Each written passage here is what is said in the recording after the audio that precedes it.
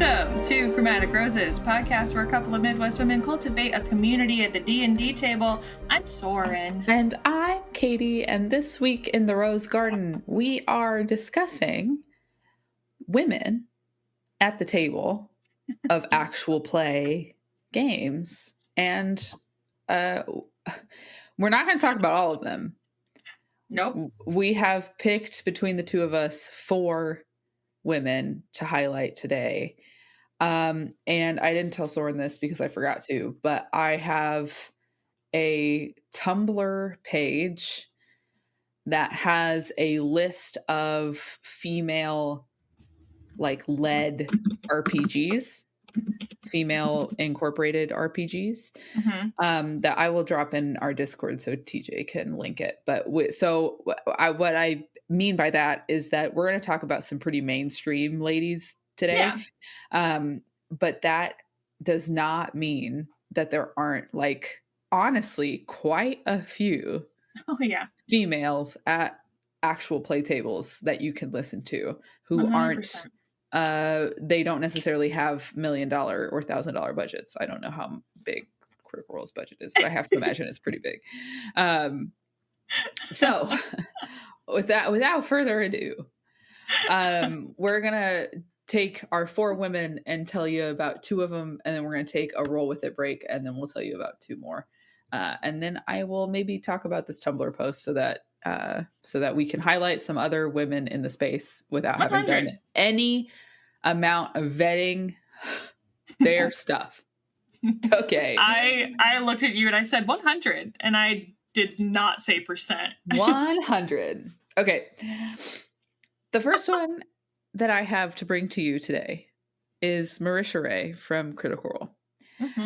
And this, we're going to tell you about why we like these people, why we like to watch these people. So here's mine for Marisha. I particularly enjoy that she takes on a physical attribute to her characters.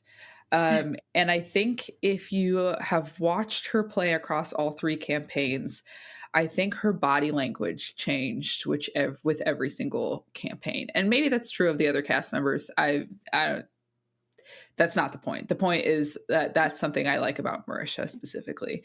In her first campaign, Keyleth, I think they were just getting started, so I don't want to be too critical of that first campaign. But I think, Keyleth had a certain level of physicality to her. Sometimes she was very small, depending on what stage of her arc she was in. But in the later campaigns, when, spoilers, Keyleth has returned in other aspects and Matt has thrown to her to play certain scenes, Keyleth is much more chest up, shoulders back, leader type physicality. When she played Bo in the second campaign, she often sat very man-spreaded.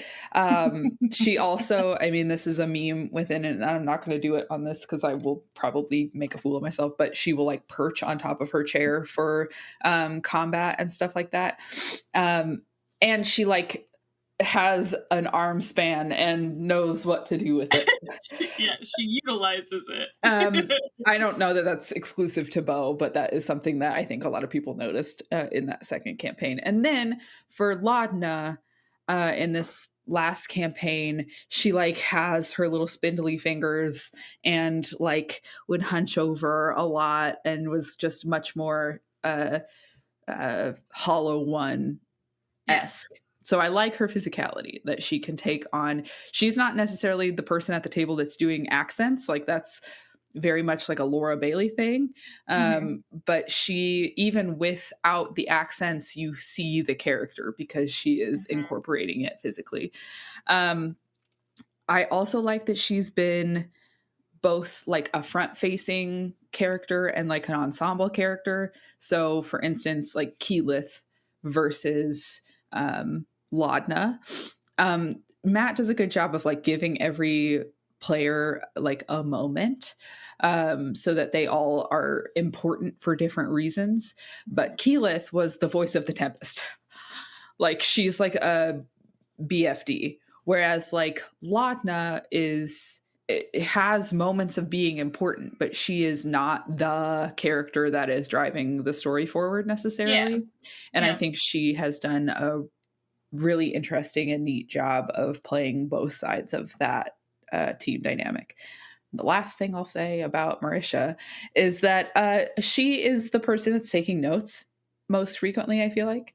But she does such a nice job of like doing that, but still staying engaged in the stuff that's going on around her.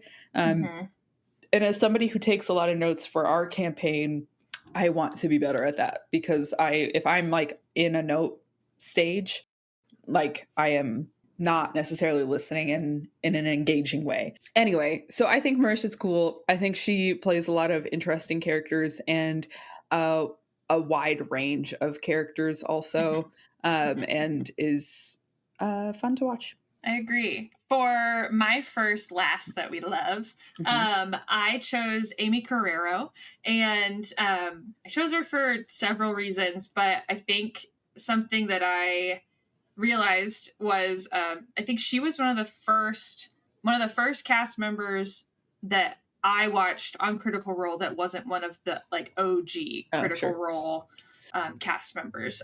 So I saw her in Exandria Unlimited. Is that right? What am I thinking? Yes, I am. Playing Opal. And I really liked her approach to Opal. I like Opal as a character in general. I'll read a tiny sliver of a short article I saw someone write about her character, but I liked seeing someone that wasn't the OG cast at the Critical Role table, because I mean, when you add new people to the table, you get new results, you get different dynamics, you get different personalities. And so that was really fun to see her join the team. And it's also fun to just, it's a good time when they're swapping out friends and characters and kind of passing the love around the table. And Aimee was new to D&D. Yes. In Exandria Unlimited. So you got to kind of see somebody like learn on camera. I think the like advantage she has or had like being a new player is that she's also a voice actor friend. So she had like a lot of other players, she was joining a group of friends that she knew well and that she was comfortable around. So like she had room to mess up. She had room to grow and learn just alongside friends that she's comfy with. And when I first watched her, I was like, I remember watching her in Exandria Unlimited, and I thought, your voice is so familiar. I was like, who are you? Well, the first piece of media I ever saw her in was actually Young and Hungry with Emily Osment. It was a very short like sitcom that ran on ABC, which turned to Freeform, and she played Emily Osment's like best friend in the show, and so I recognized her that way. But I was like, no, your voice is coming out from somewhere. She voices She-Ra. And I figured that out then, but still, it's still mind blowing to me. And she plays Princess Elena of Avalon on Disney Channel. You said that like you are an avid watcher of Princess Elena of Avalon. No, I suppose not, but I just thought that was cool. She's been directed, because I think Sam Riegel directed Princess Elena of Avalon. So that's I think that was her was Sam connection Riegel. With Sam. That's what a great person to like welcome you into the fold. Right. But yeah, so I love Aimee. I think she's great. She's got a little spunk, and I'm going to read a little bit of what someone wrote about her character Opal here. I'm probably going to jump around this a little bit. This is written by a website called Real Women of Gaming. Maybe something that like we should peruse around a little bit more because it looks kind of interesting. The title of the article just says, "There's just something about Exandria Unlimited's Opal." Say Aimee Carrero's Opal is like nothing we've seen in Exandria before. For those of you who might not know, she is the Hexblade Warlock brain daughter of Aimee Carrero, the voice of She-Ra, Elena of Avalor, a princess in her own right, even though she comes from the podunk town of Byrodin. Opal is outspoken, well-dressed, and a total Sean Gilmore simp, because who isn't? So true. Where is this other part?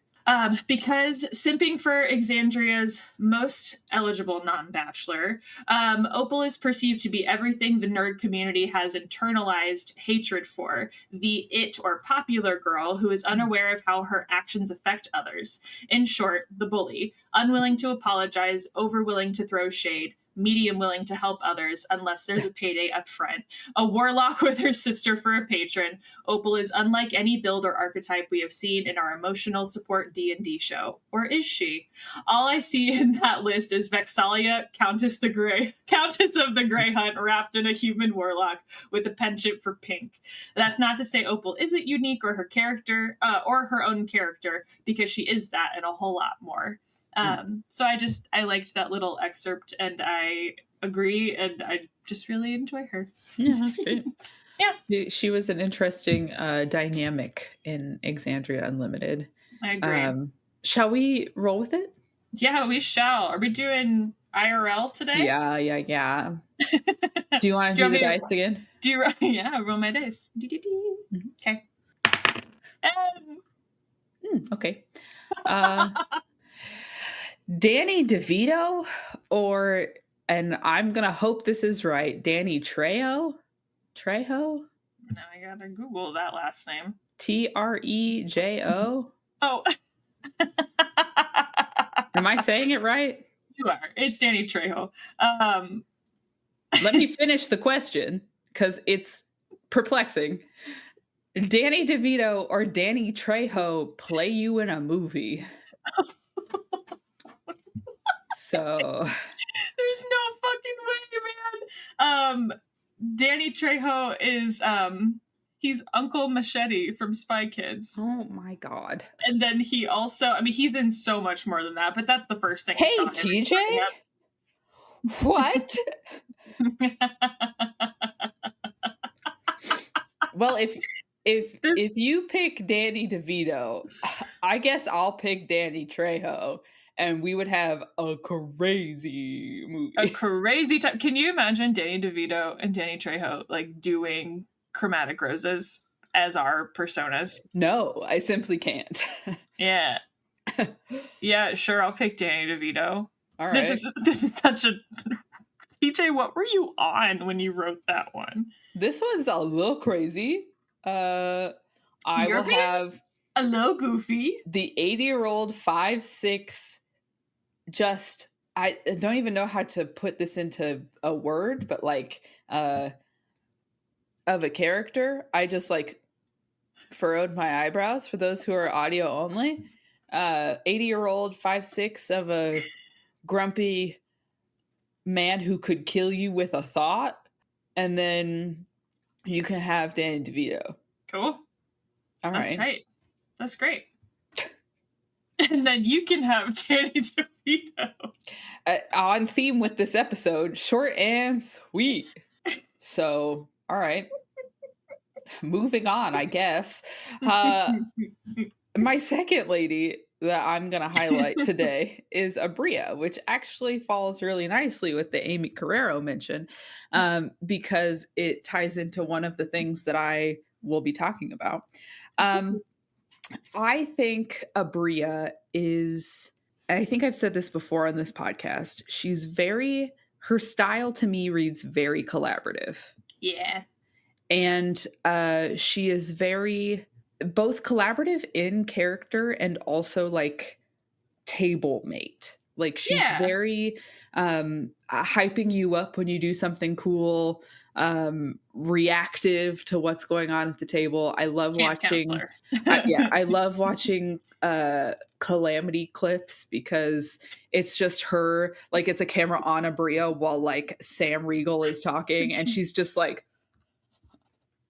like actively reacting to everything he does. I also she was the DM for Exandria Unlimited.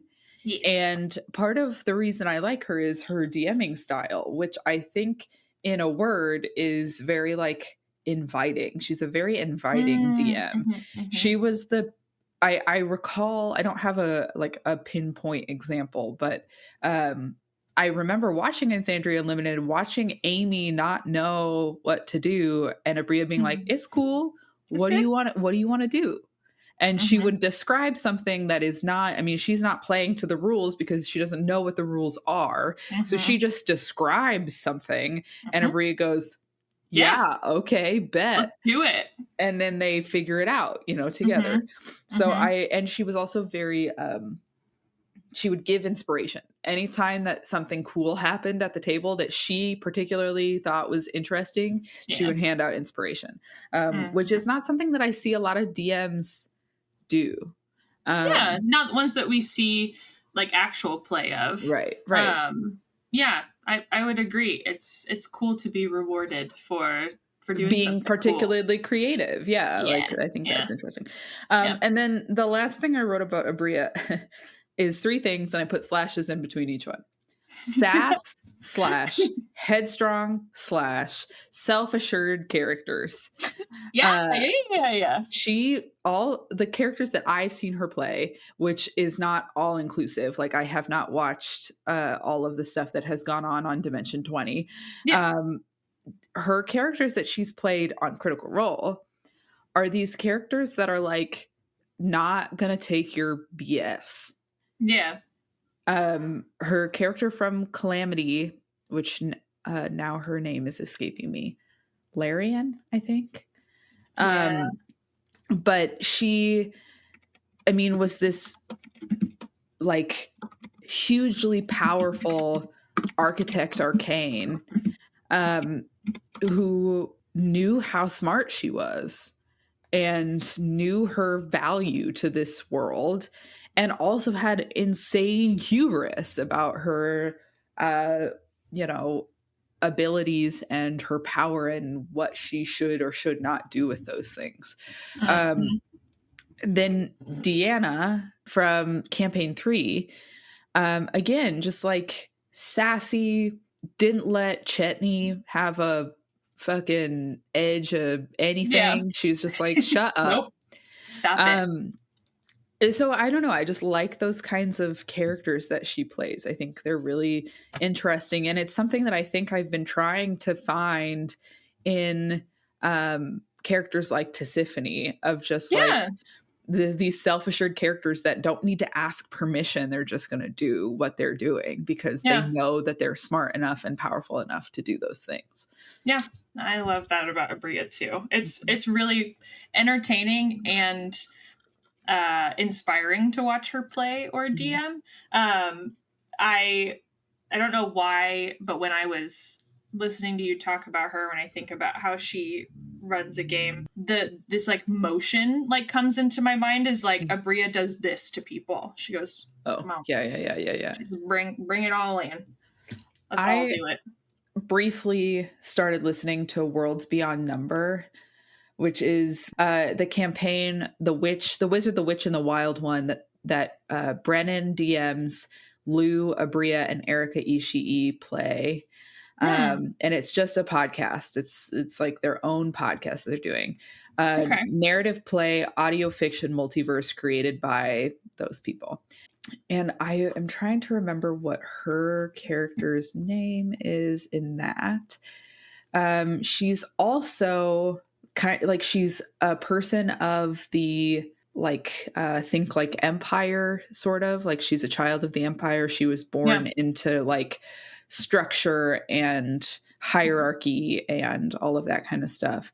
Suvi is her name, Hmm. and she's just like, it's very like this structured, strong-headed, self-assured, I know my power, I know where I'm supposed to fit in society, and I mean, So I'm gonna. it's a little like taking her out of the rigidity of her hierarchical expectations. Mhm. But she like, I don't know, it's just a very interesting thing. I have not stayed up on Worlds Beyond Number, not because I didn't like it, but because there's simply too much content to consume that I couldn't keep up with all of it. Yeah. And they have some cool audio engineering where they put in some like sound effects and stuff like that. So That's cool. it's an interesting audio listen if you have a commute or something like that. Sure. Anywho, I'm gonna talk about my last for the day. The next last that I've chosen is Ashley Johnson. I don't know where to start. She's delightfully funny. She's extremely goofy. I love the contrast between all of her characters. Yeah. They are all so different when you think about all of them. And so that, I don't know, that to me is like a lesson in range and a lesson in like exploring like what you can do with D&D characters. Because we have Pike, who is like buddies, like super loves everybody and wants everyone to like be together, but has like immeasurable power. And then you have like Yasha, who's extremely quiet, and honestly reminds me of Emily all the time. And then you have Fern, who is just like hypersexualized deer sex symbol and so funny and like unhinged and like chaotically scary. And so it's really, I don't know, it's entertaining to watch all of those different characters on the screen. And also it's I feel like when I watch Critical Role, Ashley is one of the players that I feel like I relate to the most, or like the more I learn about her, the more I watch of her, I feel I relate to a lot of how she approaches the game and how she plays her characters and stuff. I was not familiar like with her voice acting work like I was with more so with Aimee, but since like watching her on Critical Role, like I've watched compilations of her work like in The Last of Us, and kind of followed her either cameoing in the show that's out now or just like hyping up the show. And so that's been really fun to watch a voice actor like cheer on the live action remake and like be involved with the legacy of the show and of the media. Also, her and Taliesin just put out a podcast, and I want to start. I want to listen to it so bad. I've not seen any of it. I've only seen like clips and shorts that they've put out. But the podcast is called Weird Kids, and that sounds right up my alley. And they're just literally talking about, I think, their childhood and like being weird kids. And it's just Taliesin and Ashley goofing like most of the time. And one of the clips I saw was Ashley talking about like attending a funeral when she was younger. And like you would think that that would be really somber, but it was one of the funniest stories I've heard. Oh, I can only imagine. I will let her tell the story, but it's actually very, very funny. So I want to listen to that podcast more. I love watching her play. I love watching her interact with all of the other players. I especially love when I see her and who is it that I like seeing her sit next to? Who's she sit next to right now? No, Laura. When we were, yes, Laura. I love watching them make eyes at each other. Anytime something happens. And then when we were in Chicago, she was sitting by Liam. We went to a live show in Chicago to watch Critical Role. It was a blast. It was so much fun. We got to vote for the characters that came out on stage, and Ashley was a champ. Watching her live was so much fucking fun. Especially because everyone voted for Fern to come play. So that was... Of course they did. Of course they did. I don't blame them. She's delightful and silly. But I love watching her interact with Liam. It's such a good time. It's great. So before we close out, I am going to present my screen. Okay, so this is Dungeons, Dice, and Everything Nice, which I believe is a female-led podcast. Cool. But they just have this thread. So I'm a huge fan, podcast fan. I listen to a lot of Dungeons and Dragons role-playing role-playing game podcasts. What I feel like is missing is women playing D&D, especially women DMs. I think the world is missing out on hearing how fun women playing D&D must be and how different it must be. I, for one, would be thankful to find it and hear it. I hope I get to hear a women-led RPG podcast someday. Thank you. And so this is just people's responses to that. Girls, Guts, and Glory comes to mind, as well as Shield Maidens. Both are an all-female D&D game groups that do YouTube videos, streams, podcasts. And then they included links for those. Shield Maidens, Deadly Dames do D&D. Although the DM is a dude, the rest of the players are women. Dames and Dragons is a 5e D&D podcast. Then more D&D podcast, Venture Maidens, Dungeons, Dice, and Everything Nice, 0D20, male DM but female players, Roll for Wenches, PodQuest, No Strangers to Adventure, male players but a female DM. And then a couple of notes here, the D20 Babes, all female cast, DM'd by one of the writers of Rat Queens, Curtis Weeb. Dungeons and Lesbians, a pretty new group with audio of their games available on their Tumblr page.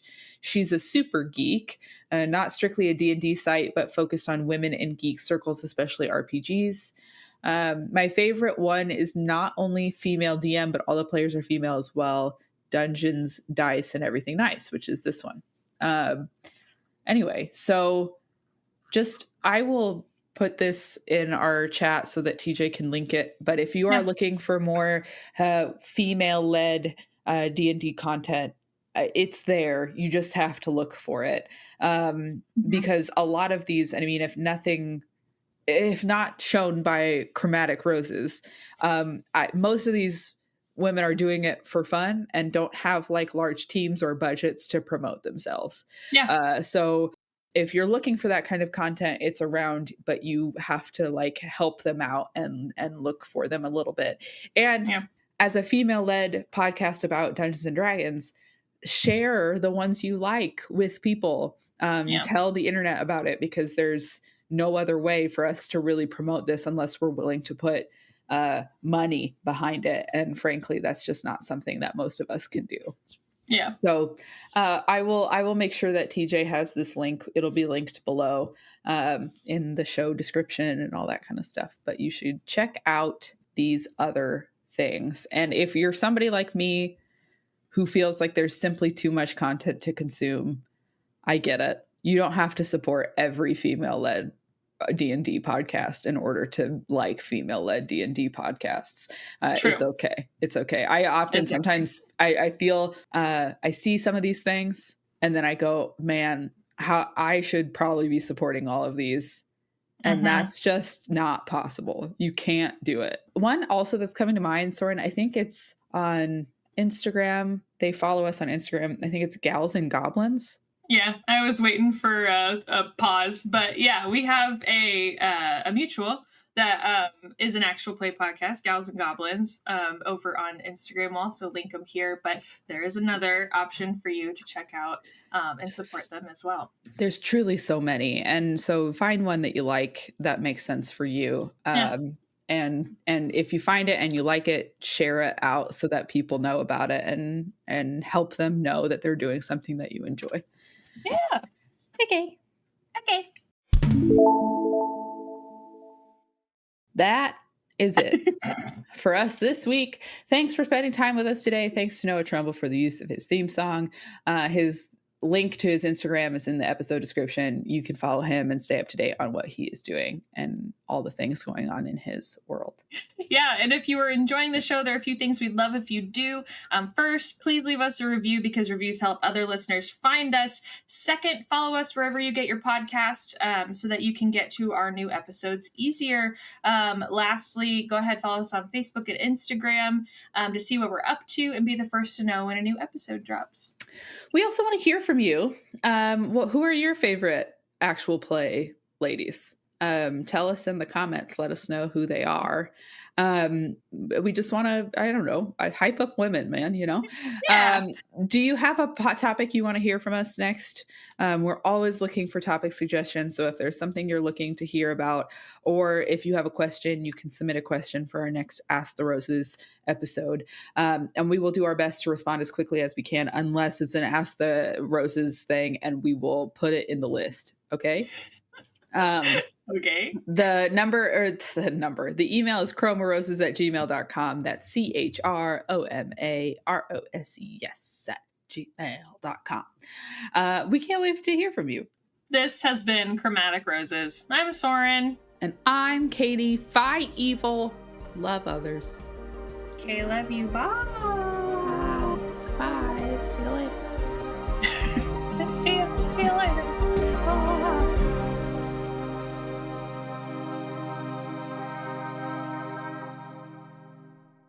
Anywho.